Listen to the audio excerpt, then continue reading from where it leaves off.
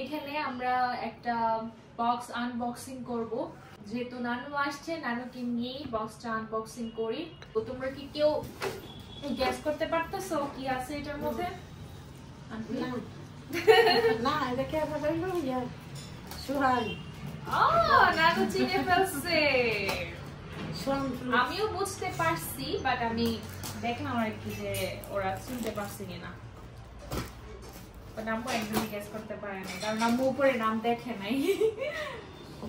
But নানু চালাক, নানু নাম দেখে ফেলছে।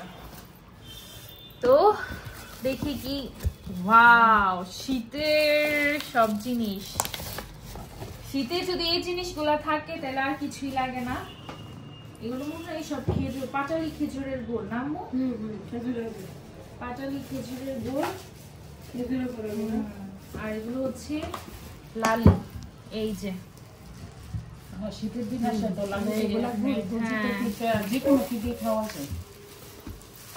তাহলে আম্মু শীত একদম জমে ক্ষীর। কারণ শীত মানে কিন্তু আমরা জানি যে সকাল বিকেল মানে পিঠার উপরে সবাই থাকে, তো অনেক অনেক পিঠা খাওয়া হয় শীতে।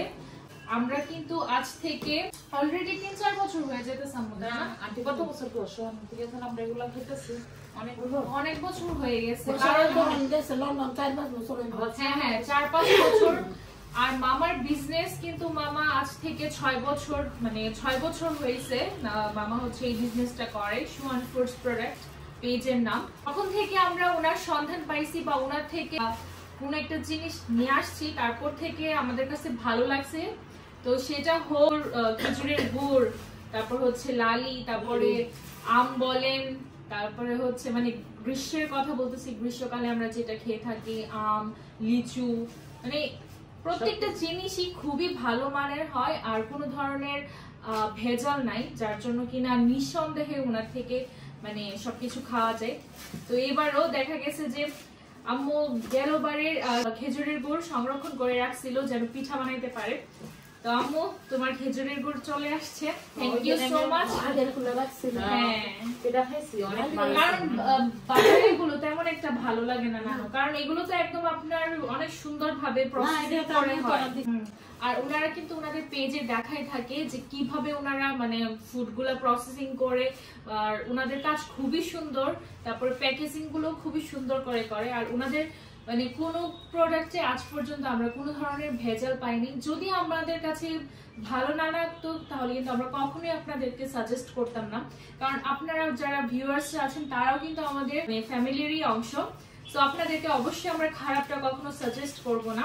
তো এই দেখেন পাটালি খেজুরের গুড়, তারপর হচ্ছে এই লালি, এগুলো কিন্তু আপনারা এই যে এখানে লেখাই আছে সুহান ফ্রুটস প্রোডাক্ট পেজ থেকে পেয়ে যাবে।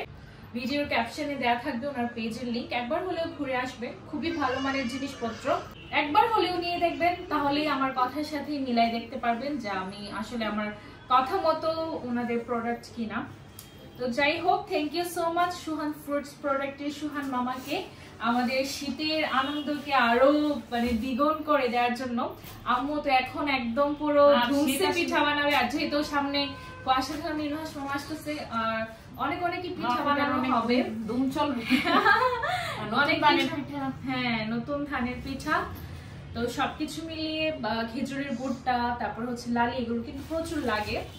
তো আম্মুর শীত মনে হয় এগুলো দিয়ে এবারের মতো কেটে যাবে। আবার শর্টও করতে পারে যেহেতু অনেক মানুষ লাগবে। তারপর আমি ভাবতেছি কি পাটিসাপটা পিঠা বানাবো, আমি এখন পর্যন্ত ট্রাই করিনি।